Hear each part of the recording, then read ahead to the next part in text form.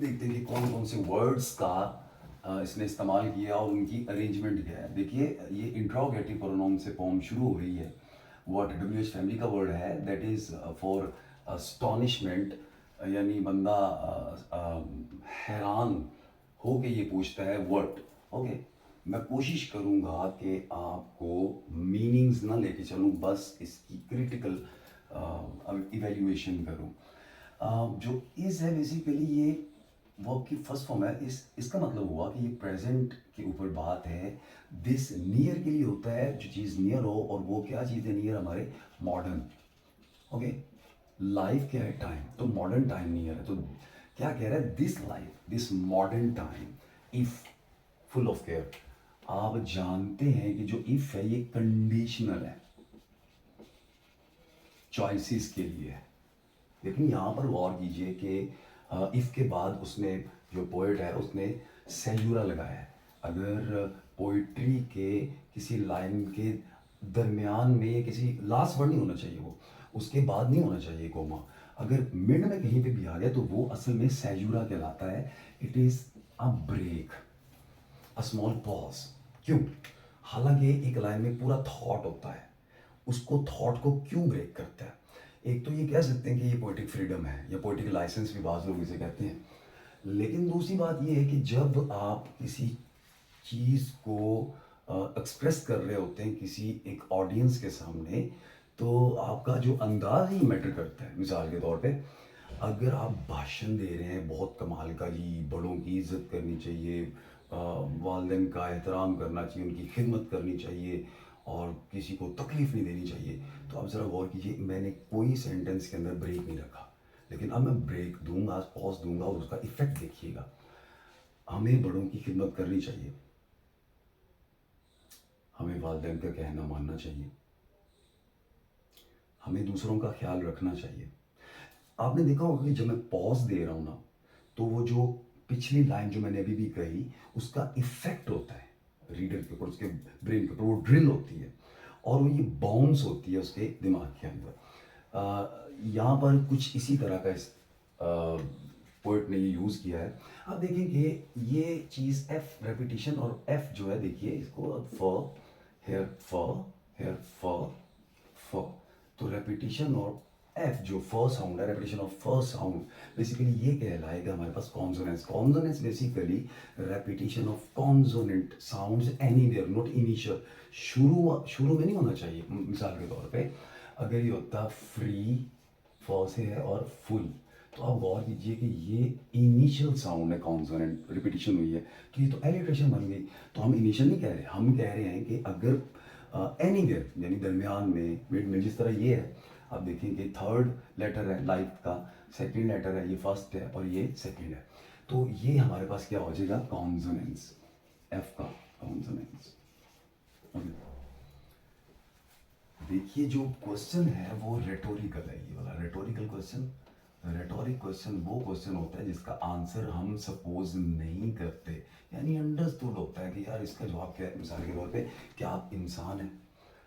तो मेरे ख्याल में इसका आंसर की ज़रूरत नहीं है, अंडरस्टूड है। या क्या आप स्टूडेंट हैं? अंडरस्टूड है आंसर इसका। ये रिटोरिक क्वेश्चन है, तो पोम भी जो है वो रिटोरिक क्वेश्चन से लिए, what is this life if, यहाँ पर ब्रेक आया, फुल ऑफ क्या, एहतियातों से भरी। आप फर्स्ट वर्ड को देखिए व्हाट है, और लास्ट वर्ड को साथ में लाइए तो बन गया व्हाट केयर। या आप केयर देखिए, उस पोएट ने ये हमें नहीं बताया कि केयर असल में क्या है। ये खदशात हैं, फियर्स हैं, ये डेंजर्स हैं, ये ड्यूटीज़ हैं या फिर लाइबिलिटीज़ हैं, क्या? इसको उसने ओपन एंडेड रख दिया है, ओपन एंडेड, यानी लगा लिए जो मर्जी। ओके, अब देखिए कि repetition of vowel, repetition vowel like is, ये देखिए is, look, I F, if, I F, if.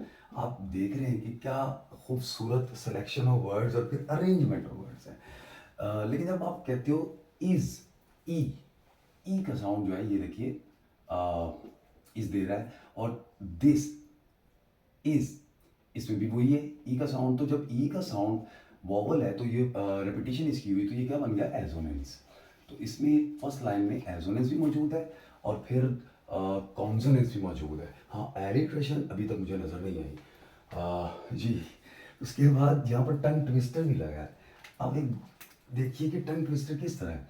अगर कोई लफ्ज़ एक लेटर से ख़त्म हो रहा है, मिसाल के तौर पे आई और एफ, जो इफ का है वो एफ से खत्म हो रहा है और नेक्स्ट लेटर नेक्स्ट वर्ड जो है वो सेम लेटर से शुरू हो रहा है एफ से, तो इसको हम कहते हैं टंग ट्विस्टर।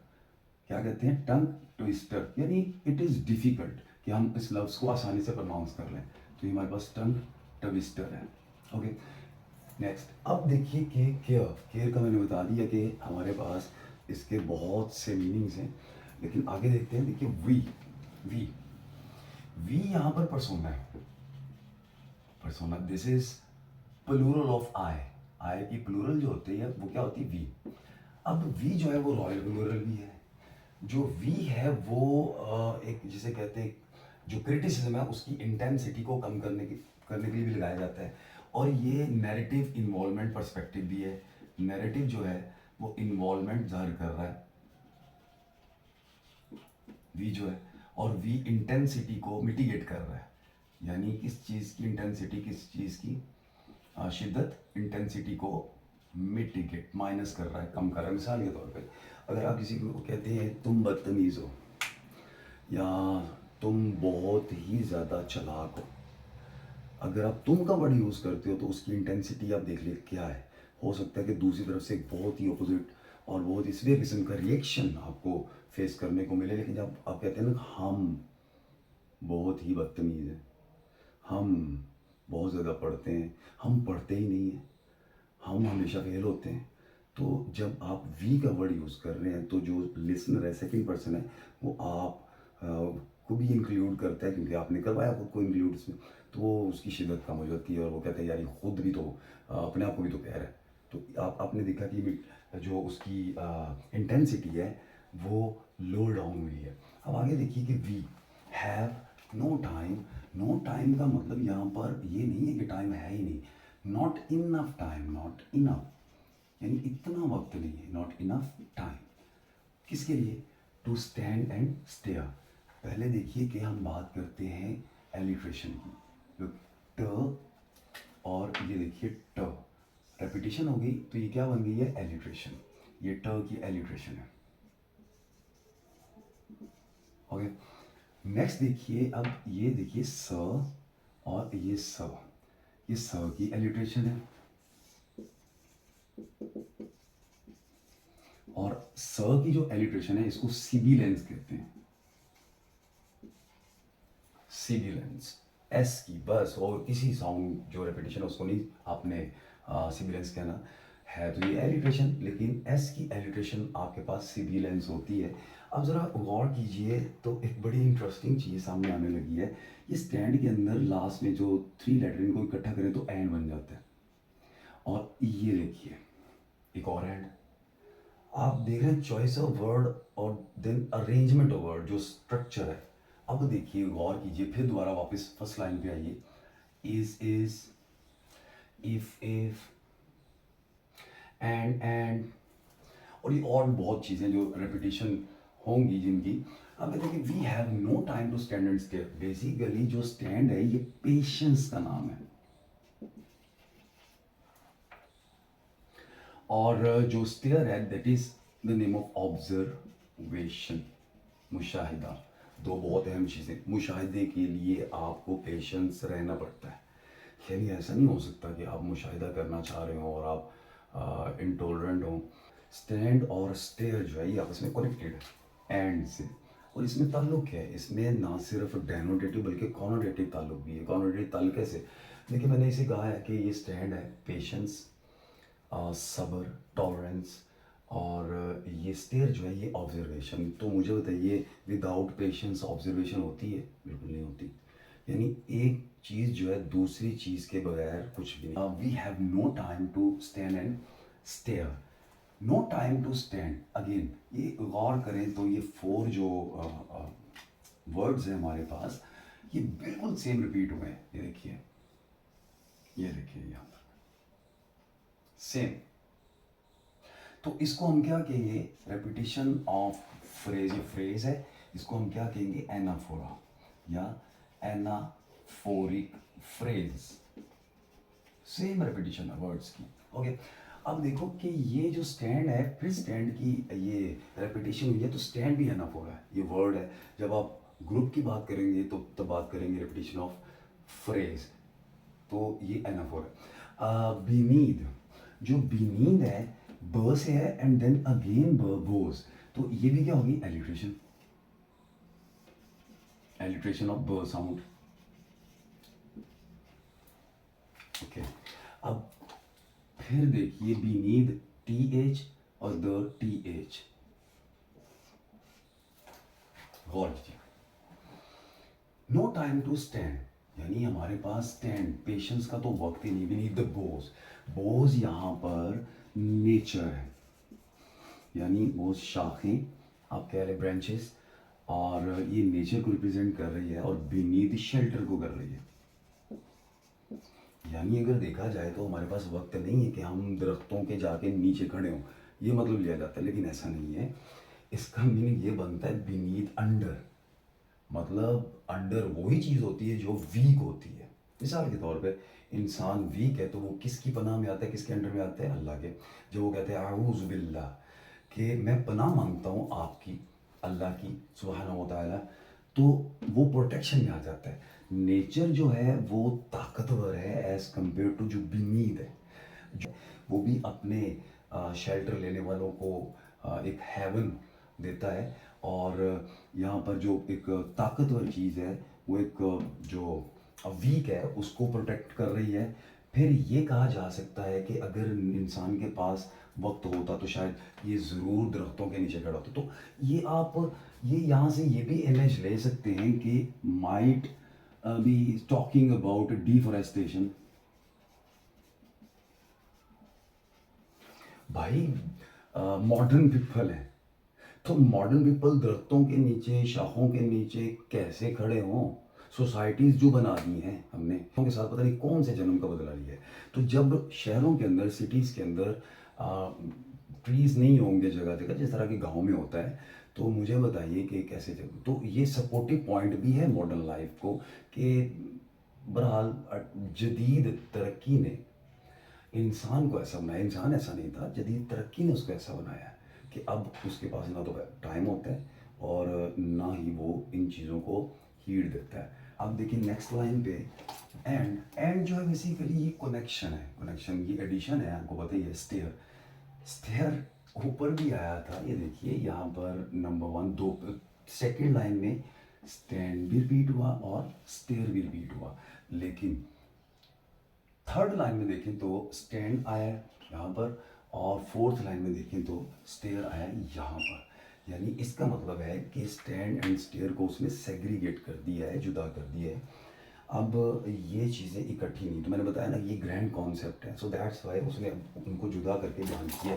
अब देखिए next, and stare as long as sheep और काउज। एज का वर्ड इनडायरेक्ट कंपैरिजन है, जिसको आप सिमिली कहते हैं, इनडायरेक्ट कंपैरिजन, सिमिली मेरे ख्याल में आप बोलते हैं इसको, जिसको हम उर्फ़ आम में या उर्दू में तशबीह कहते हैं, सिम मी उनली।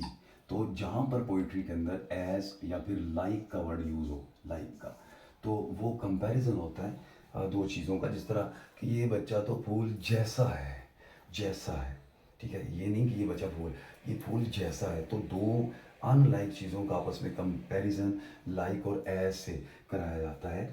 अब देखिए कि शीप और काऊ, ये एनिमल इमेजरी आई है, एनिमल किंगडम से उसने इमेजरी कर लेते हैं इसको, animal imagery.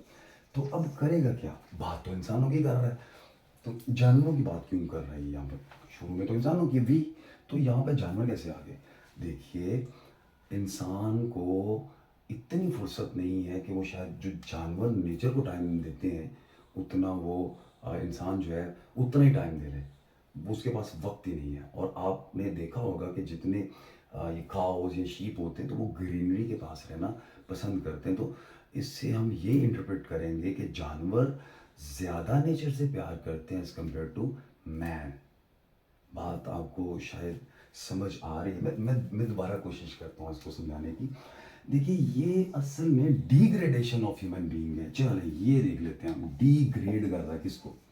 Degradation of human beings, degrade कर रहा है कैसे जनाब? जब एक चीज को अपग्रेड किया जाता है, दूसरी को चाहे हाथ मत लगाएं, वो खुद ब खुद डिग्रेड हो जाती है।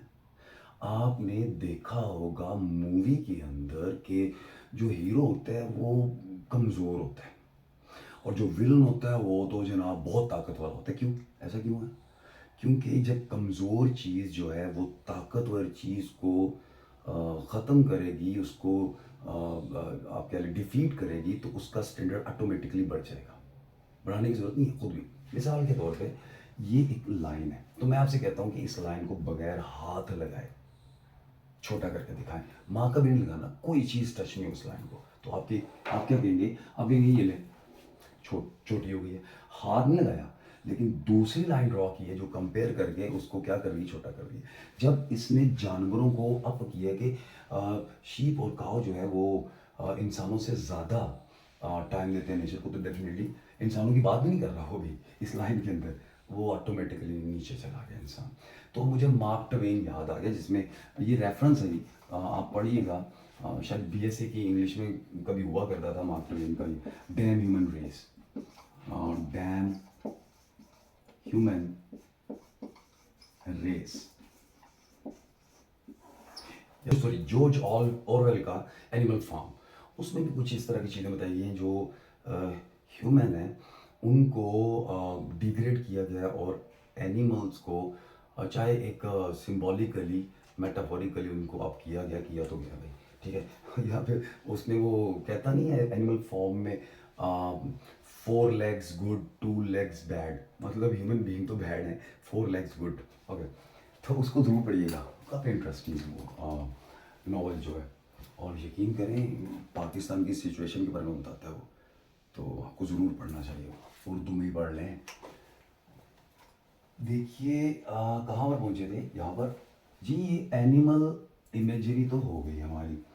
अब बात करेंगे हम नेक्स्ट की। ये देखिए फिर अगेन वही no time to see, no time to see. कहाँ पर है नो टाइम टू सी? नहीं, ये फर्स्ट टाइम है, लेकिन यहाँ पर रिपीट क्या हो गया? No time to. तो ये देखिए anaphora, again and again, again and again repetition. और शायर रेपिटेशन क्यों करता है? क्योंकि वो जिस चीज़ को रिपीट बार बार कोई बंदा अगर करे, स्पेशली पोएट, तो उसका कोई ना कोई तो मीनिंग होगा। और वो मीनिंग क्या होता है? वो शायर कह रहा है कि आप उसके ऊपर फोकस करें, आप उसको डेकोरम दें, आप उसको प्रोटोकॉल दें। तो भाई ज़रा सोचिए, no time no time no time, time ही नहीं है। अच्छा वैसे बात है कि वेले बंदों के पास यकीन करें कोई टाइम नहीं होता। मतलब मैं आपको नहीं कह रहा, मतलब मैं चले खुद को ये मिसाल खुद पे लगा रहा हूँ कि वेले बंदे जो है ना वो हमेशा मसरूफ़ रहते हैं। तो सेम यही हाल है हमारा भी, यानी मॉडर्न मैन का। देखिए फिर सैजूर आ गया यहाँ पर, एक शॉर्ट सा ब्रेक लगाया उसने यहाँ पर। अब देखिए कि हम देखेंगे कि ये देखिए व, व्हेन, व, वुड, व, वी।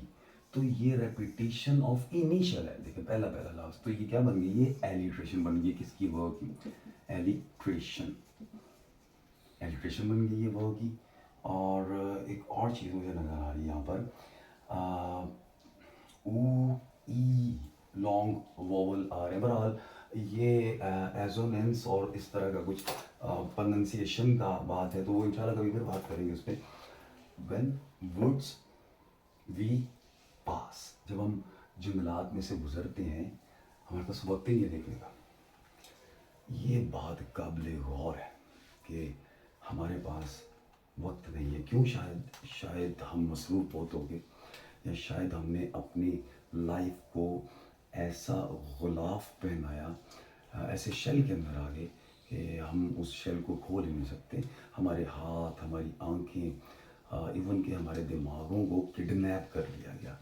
आप मॉडर्न एडवांसेस से कह लें, आप किसी एक फॉरेन जो मतलब लोग हैं जो कॉन्स्पिरेसी करते हैं उन पे मिसाल न दें, आप किसी से कहें तो बहुत कम लोग मिलेंगे जो प्योर होंगे। और जो लिटरल ज़िंदगी जिएंगे। आपको मैं हेलन केलर की मिसाल देता हूँ। हेलन केलर ने 3 days to see में ये रेफरेंस है। उसने 3 days to see में ये लफ्ज़ कहे थे कि सीइंग लिटल, यानी जो लोग देखते हैं वो कम देखते हैं। मतलब जिनकी आंखें होती है ना तो वो कम देखते हैं। ये कैसे मुमकिन है? तो जिनकी आंखें नहीं होती वो ज़्यादा देखते हैं जी। असल में she is talking about internal observational attitude. वो जो इंटरनल अंधी थी, वो ब्लाइंड थी बिल्कुल, लेकिन उसके बावजूद वो फील करती थी। वो कहती थी कि मैं दरख्त को हाथ लगा के मैं एक प्लेयर फील करती हूँ, मुझे पता चलता है कि उसका टेक्सचर क्या है। जब मैं फ्लावर को हाथ लगाती हूँ उसकी उसकी उसकी डेलिकेसी कितनी है और कितना ये खूबसूरत होगा। मतलब आप अंदाज़ा करें कि ब्लाइंड। तो शायर भी ठीक कहता है कि क्या हाल पूछते हो मेरे कारोबार का, मैं आईने बेचता हूँ अंधों के शहर में। जी बिल्कुल। मैं ना लें, मुझे तो कोई परवाह नहीं। बहरहाल मुझे परवाह है कि आपको ये आए। लास्ट लाइन देखिए कि where no time to see when woods we pass. अब देखिए सी जो है यहाँ पर आई से है, और जब भी सी का आई से रिलेटेड कुछ इमेज आएगा तो वो विजुअल इमेजरी होगी हमारे पास। Visual imagery, visual imagery. Well, तो स्टेयर में भी विजुअल इमेजरी मौजूद है, क्योंकि स्टेयर भी ऑब्जर्वेशन का नाम है। और फिर हमने पेशेंस की बात की। अब देखिए व्हेन वुड्स होना ही चाहिए था, अरेंजमेंट कुछ इस तरह की होनी चाहिए थी। We pass, when we pass the woods, right sentence ये कि when we pass the woods.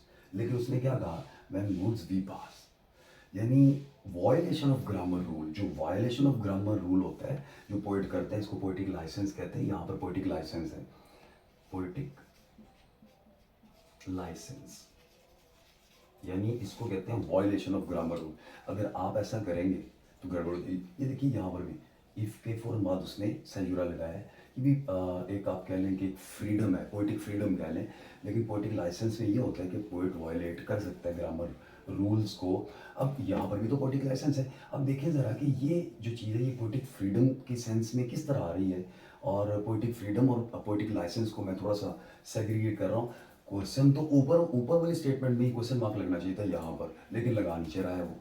आप देखें कि ये एक रेबिलियस किस्म का एटीट्यूड है इस पोइट का। यानी मॉडर्न जो लोग हैं वो नॉर्म्स वैल्यूज़, जो एक ऑर्थोडॉक्सिकल एक स्ट्रक्चर होता है लाइफ का, उसको वो लाइक नहीं करते। उन बाउंडेज को तोड़ के फरार होना चाहते हैं। देखिए लास्ट पे वेयर, वेयर प्लेस के लिए कि प्लेस जो है, प्लेस स्क्वर्ल, अगेन एनिमल इमेजरी। देखिए एनिमल इमेजरी का है, बात कर रहा है वो। हाइड, छुपाते हैं, तो इसका मतलब है जानवर छुपाते हैं। तो मैं एक बात कर लूँ अगर आपकी इजाज़त हो तो। जानवर छुपाते हैं तो इंसान भी तो छुपाते हैं। गंदम, चीनी, आटा, गरीब की रोटी, वो भी छुपाते हैं। तो वो भी जानवर हो गए क्या? नहीं, वो इंसान है। आप और जब जानवर कहा तो वो जानवर नहीं है, वो इंसान है। ये हम स्क्वायरल की बात कर रहे हैं, गिलहरी की बात कर रहे हैं। Where squirrel hide their nuts in grass. Nuts basically अखरोट या फिर आप ये कह लें फूड है, फूड। आप देखिए कि किस कदर कमाल की अल्लाह ताला ने स्क्वायरल को एक सेंस ऑफ मैनेजमेंट दिया है। एक फ्रेज होता है, बल्कि एक डिपार्टमेंट ह्यूमन रिसोर्स मैनेजमेंट होता है। ये मैं अगर आपको नज़र आ रहा है तो मैं इधर लिख देता हूँ। किधर लिखूँ? हाँ, यहाँ human resource management. Human resource management यहाँ पर कौन कौन मैनेज कर रहा है? तो मैं यहाँ पर कहता हूँ एनिमल रिसोर्स मैनेजमेंट। हाँ देखिए, एनिमल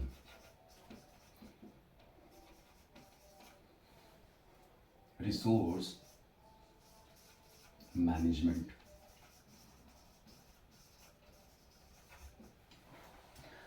जो एनिमल रिसोर्स मैनेजमेंट है उसमें स्क्वायरल करती क्या है कि अपना खाना जब सवेयर कंडीशन होने वाली होती है वेदर की या सीज़न की, जो विंटर सीज़न जब आता है और बहुत ही ज़्यादा सवेयर कंडीशन, तो उससे पहले ही वो अपने नट्स को जो खुराक है उसकी उसको वो छुपा देती है कहीं पर, हाइड कर देती है, ज़हीरा कर लेती है।